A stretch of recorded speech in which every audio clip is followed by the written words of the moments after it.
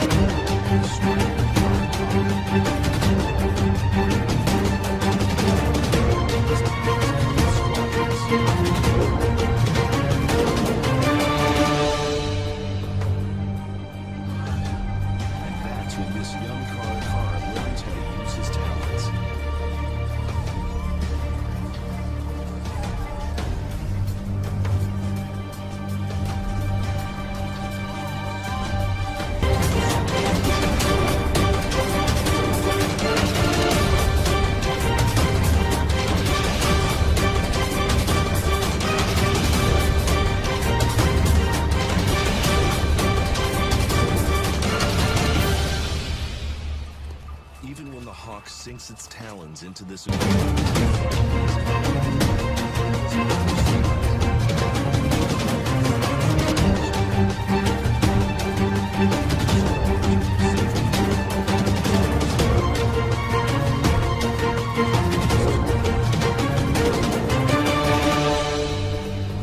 the first defensive bomb. Then they lock talons and the battle.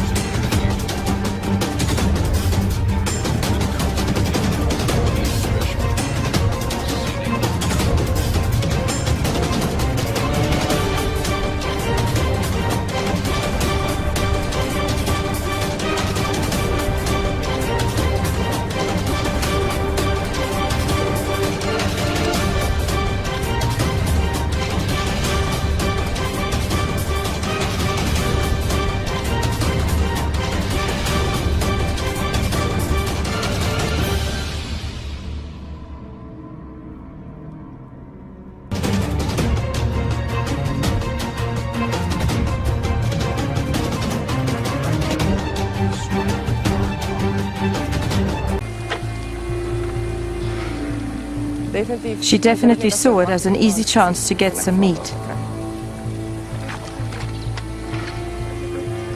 It was a lot of mixed emotions. It was a calf, so obviously you feel sorry for the calf, and you just want to help it. But when the lioness stood up and you saw that she had an injury, you automatically feel sorry for her.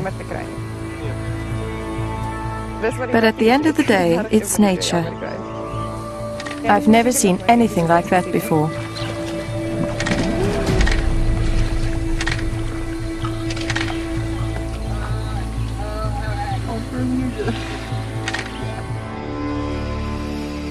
At night, various predators awake from their slumber, hungry and ready to feed. Prey must be even more vigilant as predator hour falls upon the African bush. Not a place to be, alone. I was with my family and one other group of family friends, and we were doing a 3-week tour through Namibia. I just finished supper and we decided to take a walk up to the watering hole, and we're hoping to see some carnivores this night. I'm really enjoying it at night because there's a whole lot of different creatures that come out that you don't see during the day.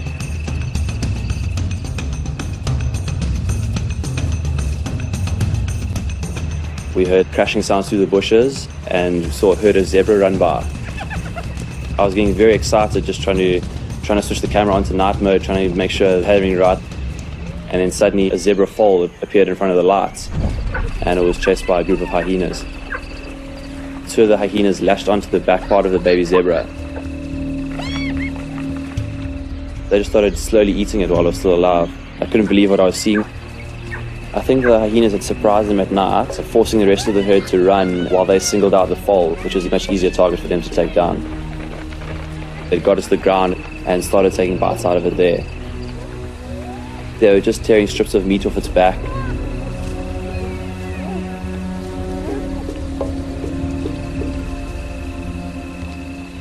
The foal was completely alone.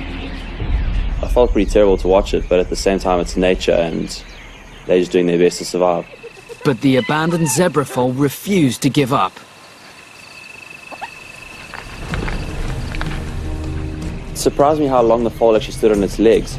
I mean, this was 3 or 4 hyenas going at a baby zebra foal, so I was amazed at how long it lasted.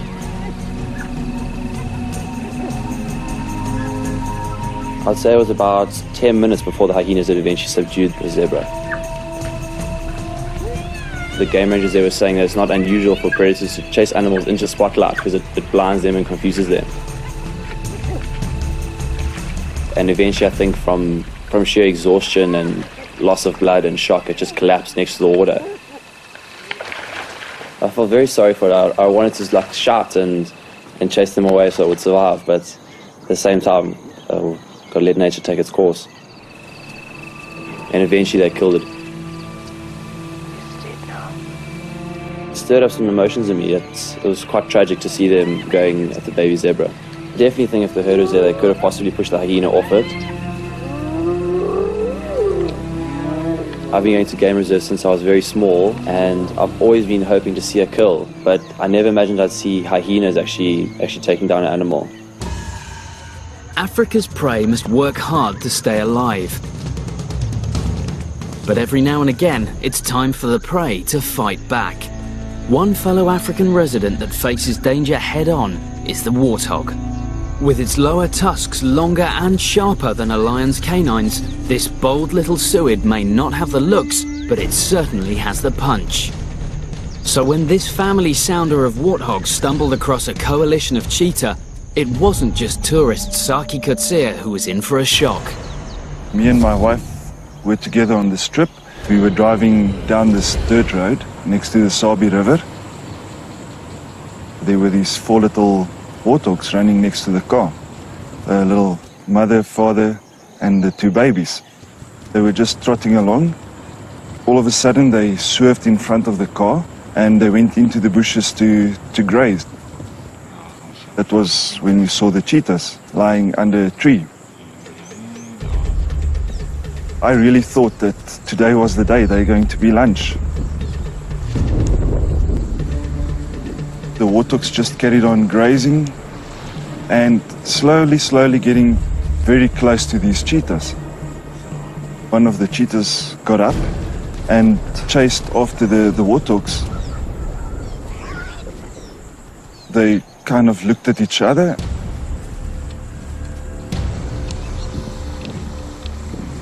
And the cheetah went back to his buddies. My wife was adamant that we had to leave. I told her, no, we need to stay. Something's going to happen here, but it's not always something you want to see. It turned out to be quite different. The warthogs teamed up, and like one pack, they chased into these cheetahs. It was unbelievable. It's not every day that you see a cheetah being chased by a warthog, which normally happens the other way around. It was really amazing. It was quite funny. I would also run away.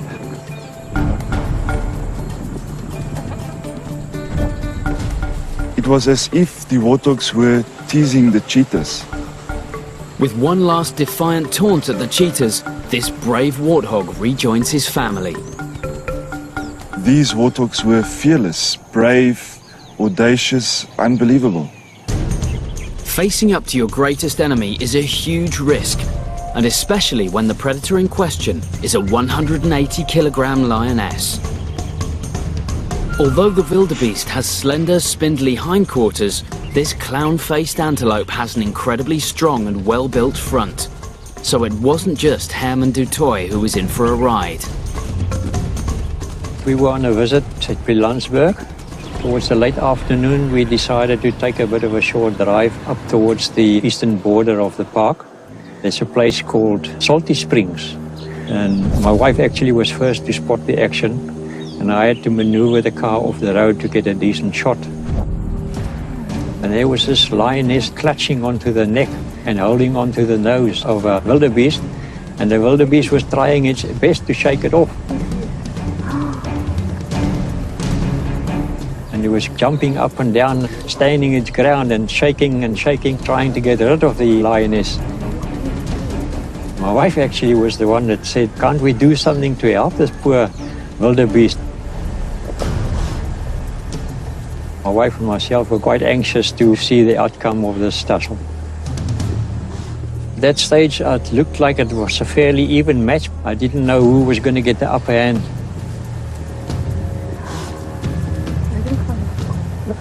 Until eventually the lion got a little bit tired and the wildebeest started trampling the lioness. I was quite amazed to see the strength of the wildebeest, that it actually could stay on its legs and how it managed to lift the lioness off the ground.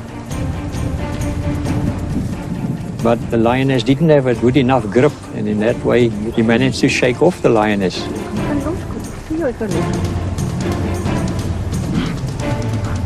Then the wildebeest started chasing.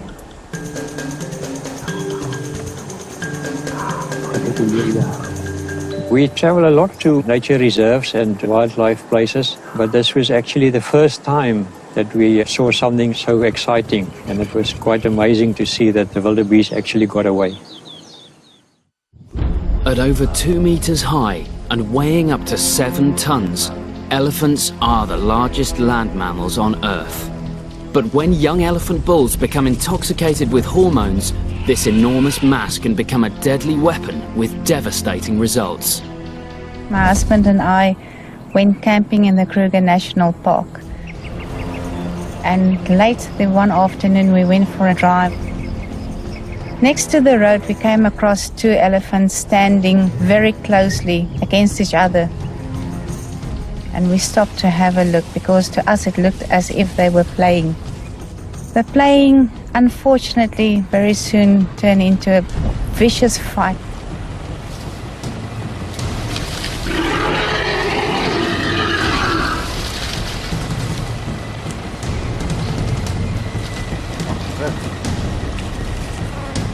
I think what we're seeing is not actually a fight between 2 bulls, but an attack of one bull on another.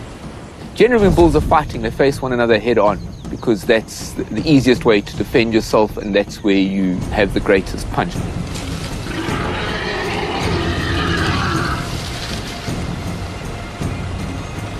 It looked as if it was picking up the elephant on the ground with the tusks. The elephant just threw it down on the ground again. It was so vicious.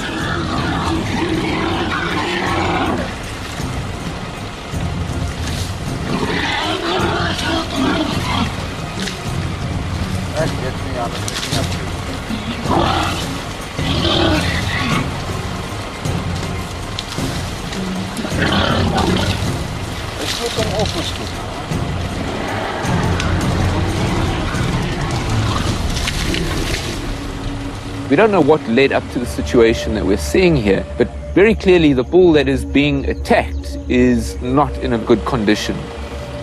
And I think what is happening is the other bull, who appears to be a slightly younger bull, is unsure of what is going on. He's frustrated, he's possibly disorientated. This other bull is not responding to him. And as a result of that, he pushes this other bull, and the bull just falls down and doesn't get up, which again suggests that there's something very wrong with this bull.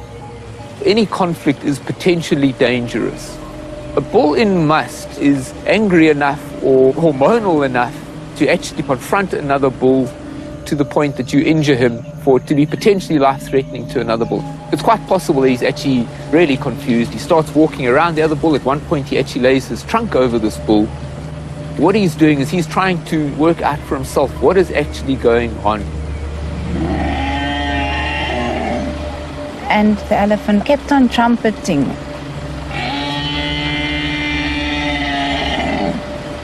The calls that we're hearing are not aggressive calls. They're not a sense of triumph that this bull has. They're distress calls. They're confused calls. They're almost cries for assistance.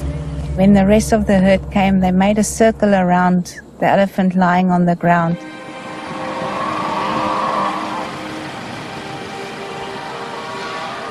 The response that a herd shows to the loss or the death of another elephant depends on the relationship that that elephant had with the herd. The herd doesn't have a strong enough bond with the bull that has fallen down to actually come to his assistance. They're trying to work out what it is that is causing the excitement in this younger bull. When a bull comes into must, his testosterone levels increase substantially, typically 3 times the normal benchmark. And so he just becomes this raging male hormone, which clearly has some impact on his behavior and his mood. It was a very, very vicious thing to see, because people think about elephants as these big animals, can't do anything wrong. So this opened my eyes, and I really don't want to see something like this again. Elephants can drink up to 60 gallons of water a day and may travel up to 200 kilometers in order to find it.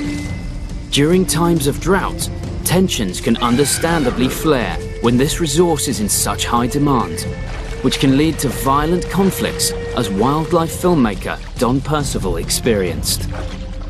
We were filming a reality wildlife show from the Hyde Safari Lodge in Hwange National Park, Zimbabwe.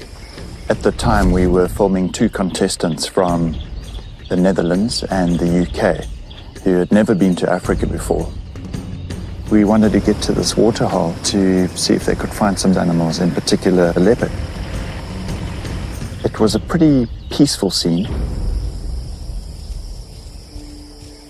It was the end of October, so it was extremely hot and very, very dry. Access to water is not only about drinking. Elephants use water to thermoregulate as well. And so whether or not they're visiting water holes depends not only on what they need to drink, but on the temperature, on the exposure to heat. And next thing, this other herd of elephant pitched up and the dynamic just changed. You could just feel the tension. What happens when elephant herds meet depends very much on the relationship between the herds. If it's herds that are closely related to one another, often the meeting is a fairly ecstatic affair. If, however, they're meeting around a limited resource such as a water hole, often the herd arriving will displace that herd and push them off. Next thing, all hell just broke loose.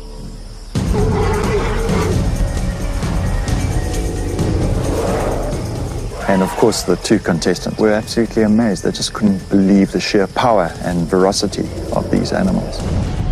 Elephant tusks are denser than bone, and wielding these elongated incisors with their 6-ton frame in battle can cause lethal damage. We knew with all this commotion and excitement, there was no ways a leopard would come down and drink, so we moved off in search for another waterhole. Early the next morning, we went back to the site, and there we found one of the elephants had died. Elephants are very susceptible to wounds turning septic, and so even one bull giving another bull an injury, that in itself can be a life-threatening event. So elephants in general are very cautious about fighting, and so fights to the death are not a common occurrence at all. There was a huge gaping hole behind the front left.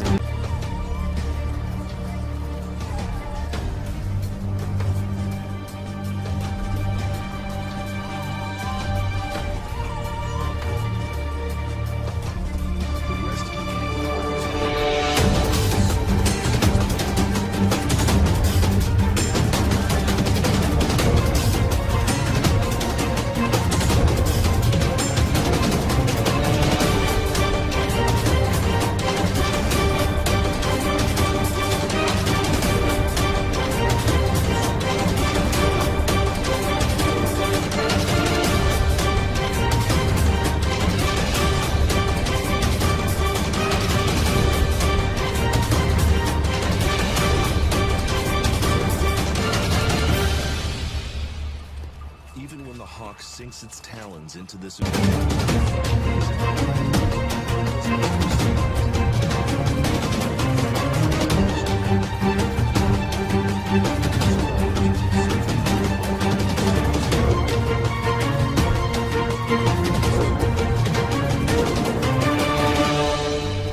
launch the first defensive volley. Then they lock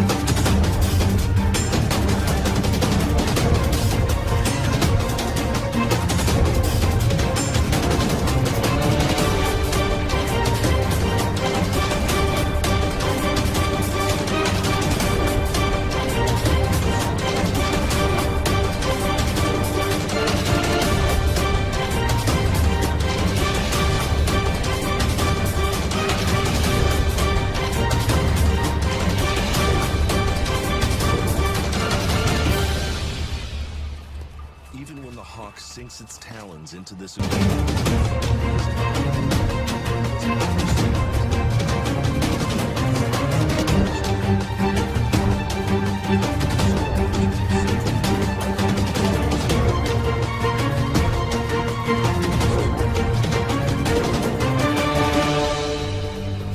the first defensive volley. Then they lock talons, and the battle is on.